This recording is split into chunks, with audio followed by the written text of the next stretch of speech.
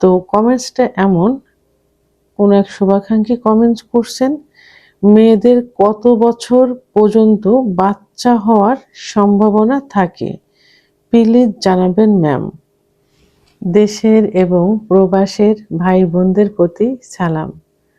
আসসালামু আলাইকুম। আমি প্রভাষক ডাক্তার রিক্তা পারভিন, হোমিওপ্যাথি এবং আয়ুর্বেদিক চিকিৎসক।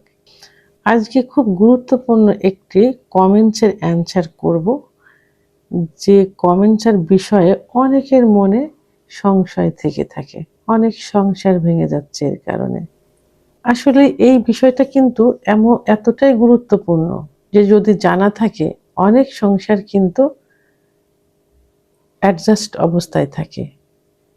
দেখা যায় বিয়ের প্রথমে অনেকের বাচ্চা খুব সহজেই কনসেপ্ট করে না, আবার অনেকে নিজেদের একটু রিল্যাক্সেবল জীবনযাপন করার জন্য অথবা একটু প্রতিষ্ঠিত হওয়ার জন্য প্রথম বাচ্চা নিতে চায় না, কিছু পদ্ধতি অবলম্বন করে। এই অবলম্বন করার কারণে যে একটা গ্যাপ, এই গ্যাপের কারণে পরবর্তীতে যখন বাচ্চা নিতে চায় তখন আর বাচ্চা কনসেপ্ট করে না অনেকের।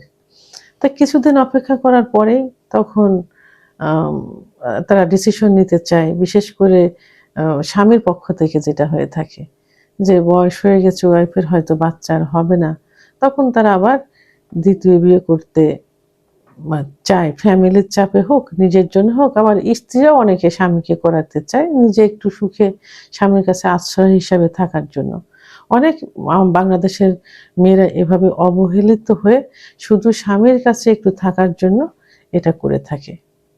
আবার অনেকের প্রথমে বাচ্চা কনসেপ্ট করে, যে কোনো কারণে বাচ্চা অ্যাবর্শন হয়ে যাক আর নিজেরা বাচ্চা মানে অ্যাবর্শন করুক, ডিএনসি করুক, পরবর্তীতে আর বাচ্চা হতে চায় না। কিছুদিন দেখার পরে স্বামীকে বিয়ে দেয় অথবা ফ্যামিলি থেকে বিয়ে দেয়, এভাবে এটাই হয়। কিন্তু না, আসলে কনসেপ্ট কিন্তু মেনোপজের পূর্ব পর্যন্তই কিন্তু কনসেপ্ট করা সম্ভব একটা মেয়ের, যদি তাদের পুরুষের অর্থাৎ তার স্বামীর সুস্থ শুক্রাণু থাকে এবং তার সুস্থ ডিম্বাণু থাকে, তাহলেই কিন্তু কনসেপ্ট করা সম্ভব। তবে সেক্ষেত্রে যেমন বিয়ের প্রথমে যেমন মাসিক শুরু হওয়ার প্রথমে 12 বা অনেকের কিন্তু দেখা যায় যে 11-12 বছর বয়সেও কিন্তু পিরিয়ড হয়। তো সেক্ষেত্রে 12-13 বছর বয়সে যখন প্রথম পিরিয়ড হয় তখন কিন্তু কনসেপ্ট করতে সমস্যা হয়, কারণ ডিম্বাণুগুলো তখন ওইভাবে সক্রিয় হয় না। তবে আবার কিন্তু দেখা যায় অল্প বয়সের বাচ্চাদেরই কিন্তু কনসেপ্ট করছে। তবে 18 থেকে 35 বছর বয়স পর্যন্ত ডিম্বাণুগুলো পরিপক্ক থাকে এবং তখন গুচ্ছ অনেক ডিম্বাণু কিন্তু প্রতি মাসে তৈরি হয়। এইভাবে তৈরি হতে এইভাবে বেরোতে প্রতি মাসে বেরোতে একটা পর্যায়ে যে 35-এর পরে যে 40 পর্যন্ত সেই ডিম্বাণুগুলো কি হয়, কমে যায়।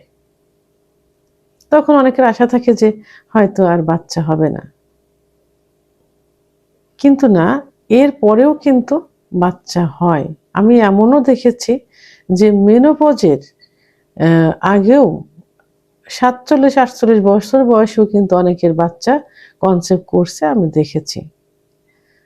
তো সেক্ষেত্রে কি করতে হবে, 40-এর পরে যে যদি কারো সংশয় থেকে থাকে, তো অবশ্যই একজন ফার্টিলিটি ডাক্তার অথবা একজন অভিজ্ঞ সম্পন্ন রেজিস্টারকৃত হোমিওপ্যাথি ডাক্তারের শরণাপন্ন হতে হবে। তখন একটা টেস্টের মাধ্যমে, এমএইচ টেস্টের মাধ্যমে নিশ্চিত হওয়া যাবে যে কি পরিমাণ ডিম্বাণু আছে।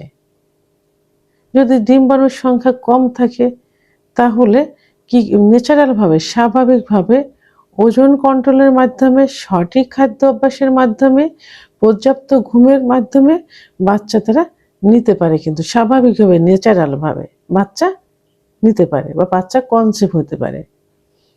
তো সেক্ষেত্রে এবং সেটাও যদি না হয় তখন ডাক্তার কিছু চিকিৎসা দিবেন। চিকিৎসা দিলেও, কারণ অনেকে যে ওজন যেটা বললাম, অনেকে যদি চর্বি থাকে, অনেক স্বাস্থ্য ভালো থাকে, মেদ বেশি থাকে, লোয়ার অ্যাবডোমেনের চর্বি বেশি থাকে, তো তখন কিন্তু বাচ্চা কনসেপ্ট করতে সমস্যা হয়। তো এসব কিছু ডাক্তারের তত্ত্বাবধানে থেকে স্বাভাবিক চিকিৎসার মাধ্যমে কিন্তু এই ৪৫ বছর পর্যন্ত কিন্তু বাচ্চা কনসেপ্ট করানো সম্ভব স্বাভাবিক নিয়মে, ন্যাচারাল ভাবে। তবে আমি কিন্তু আবারও বলছি, আমি এমনও দেখেছি মেনোপজের পূর্ব পর্যন্ত ৪৭-৪৮ বছর বয়সেও কিন্তু অনেকে বাচ্চা কনসেপ্ট করছে। তা সর্বশেষ যে যদি বাচ্চা কনসেপ্ট না করে তখন আইওআই এর মাধ্যমে, আইভিএফ এর মাধ্যমে কিন্তু সন্তান ধারণ করাতে সক্ষম, যেটা ডাক্তাররা এখন করছেন। তো সেক্ষেত্রে ৪৫ বছর পর্যন্ত আগে একটাই ছিল, এখন কিন্তু অনেক জায়গায় দেখা যাচ্ছে ৫০ বছর বয়স পর্যন্তও কিন্তু আইওআই এবং আইভিএফ এর মাধ্যমে সন্তান ধারণ করাতে সক্ষম হচ্ছেন। ভিডিওটি সম্পর্কে যদি কোনো মতামত থেকে থাকে অবশ্যই কমেন্টসের মাধ্যমে জানাবেন। আর ভিডিওটি ভালো লাগলে লাইক, কমেন্ট, সাবস্ক্রাইব করে আমার সঙ্গে থাকুন। আল্লাহ হাফেজ।